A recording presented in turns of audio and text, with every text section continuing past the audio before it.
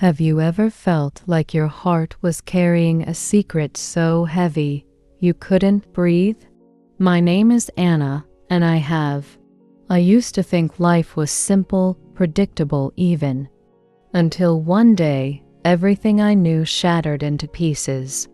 I lost the person I loved most and a dream I never got to hold in my arms. That pain, it stayed with me, whispered to me every night, and made me question if I could ever be whole again. But this is not just a story of sadness. It's about finding light in the darkest places and learning that even broken hearts can beat again. So, if you've ever felt lost, stay with me. Let me tell you my story. Maybe, just maybe, you'll find a little piece of yourself in it. My name is Anna. I am 25 years old, and I live in a small town. It's quiet here. Nothing much happens. People smile when they see you, but they don't really know you. I work at a little cafe. It's not a big place. We serve coffee, tea, and sandwiches. I see the same faces every day. I smile at them, but my smile feels empty. I think they know, but no one asks. I used to dream a lot. I wanted to travel, see big cities, and meet new people. I wanted to live a big life. But those dreams feel so far away now. I wasn't always like this. A few years ago, my life felt full. I was happy. I had someone who made me feel alive. His name was James. James was kind and funny. He had dark hair and bright eyes. He loved to talk about the future. We would sit by the lake and dream together. He said he wanted to build a house for us, a place filled with light and love. I believed him. I loved him. I thought we would always be together, but I was wrong. One day he left. No note, no goodbye, just silence. At first, I thought he would come back. I waited by the window every night. Days turned into weeks. Weeks turned into months. He never returned. I felt so lost. I kept thinking, what did I do wrong? But there was no answer. The pain grew deeper every day. Then something worse happened. I found out I was pregnant. At first I was scared, but then I felt hope. A part of James would stay with me. I could love this baby the way I loved him. But life had other plans. One rainy night, I was walking home. The streets were slippery. A car came too fast. I don't remember much. I woke up in the hospital. The doctor told me I lost the baby. I lost everything, James. The baby, my dreams. I felt empty, like a part of me had died. After that, I stopped dreaming. I stopped hoping. My days became simple. Wake up, go to work, smile at strangers, go home, repeat. But the nights were the hardest. That's when the memories came back. James' smile, his voice. The dreams we shared, they haunted me. I didn't know how to move forward. All I knew was that I had to keep going. I couldn't stop, even if every step hurt. This is where my story begins.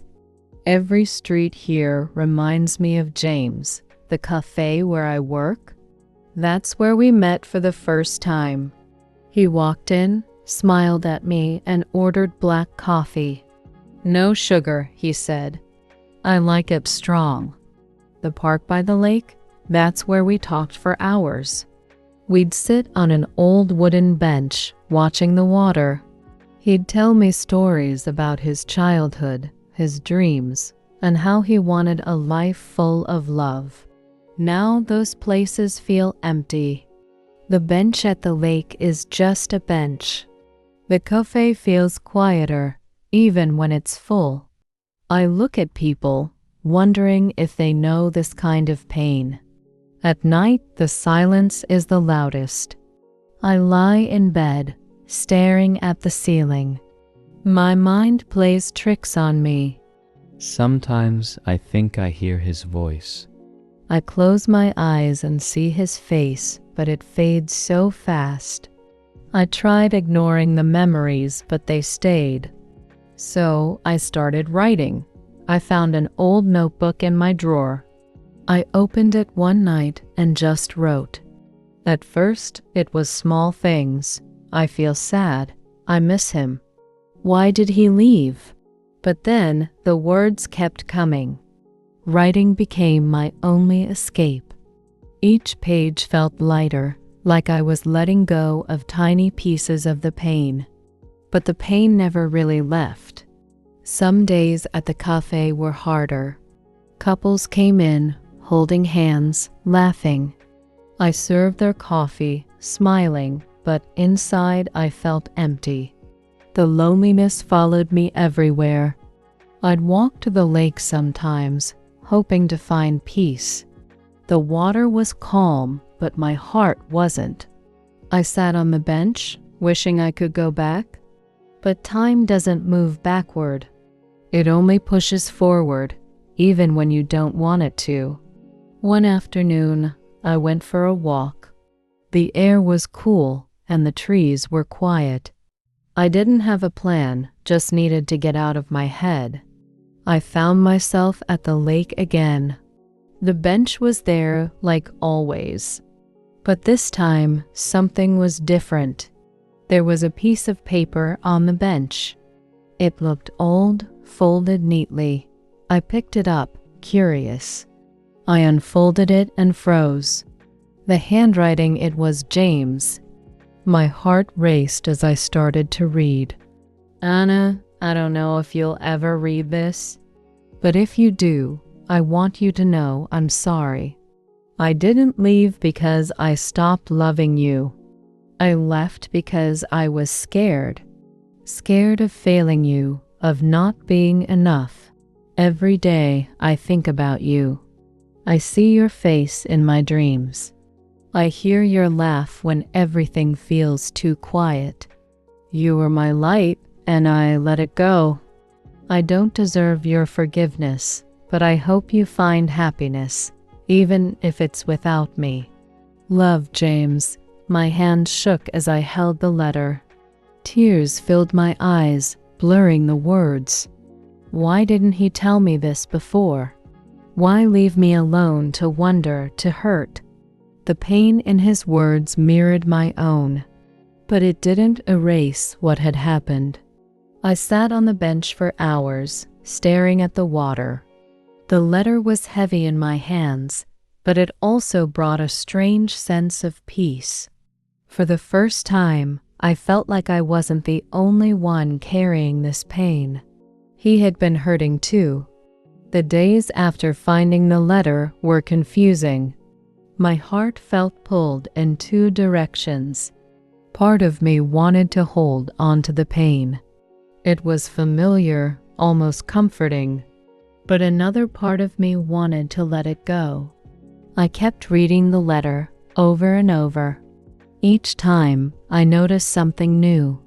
His words weren't just an apology. They were a plea for me to move on, to find happiness. But how do you move on when the person you loved is still a part of you? I started writing again. This time, the words were different. I forgive you. I miss you. I hope you find peace. Writing felt like talking to James, like I was telling him all the things I couldn't say before. And with each word, the weight in my chest felt lighter. One morning, I walked to the lake with the letter.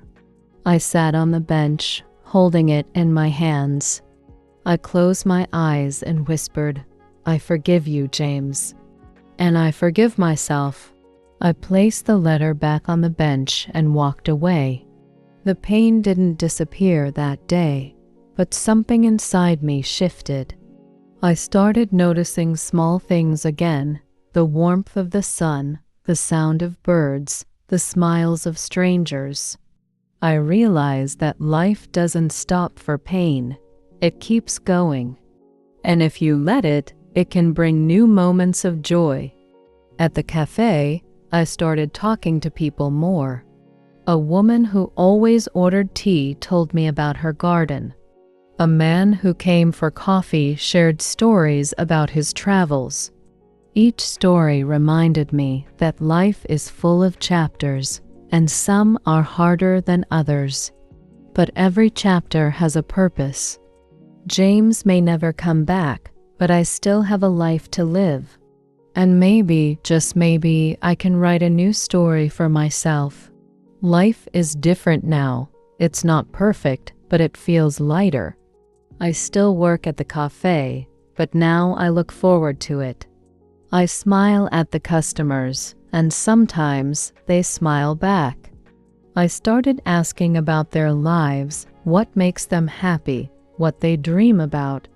Talking to them helps me see the world through their eyes. Each person has their own struggles, their own stories. And somehow, sharing those moments makes my own pain feel smaller. I also started writing again. Not just in my notebook, but real stories. Stories about love, loss, and finding hope. It feels good to put my thoughts on paper. Writing reminds me that every ending is also a beginning. One day, a young woman came into the cafe. She looked lost, like she was carrying something heavy inside. I smiled at her and said, "It gets better." She paused, then smiled back. That moment stayed with me. Maybe my pain wasn't just for me. Maybe it happened so I could help others find their way too. A few weeks ago, I went back to the lake. The bench was still there, just like always. I sat down and closed my eyes. The breeze was soft and the water was calm. For the first time, I didn't feel sad. I thought of James, but not with pain. The memories didn't hurt anymore. Instead, they felt warm, like a chapter in a book that I loved but had to finish. I whispered, "Thank you, James, for the love, for the lessons, for everything." As I opened my eyes, I realized something. Life doesn't wait for us to heal. It moves forward whether we're ready or not. And now, I am ready. I walked away from the lake that day with peace in my heart. My story isn't over. There are new chapters waiting, and I'm excited to write them. I still think of James sometimes, but not with pain.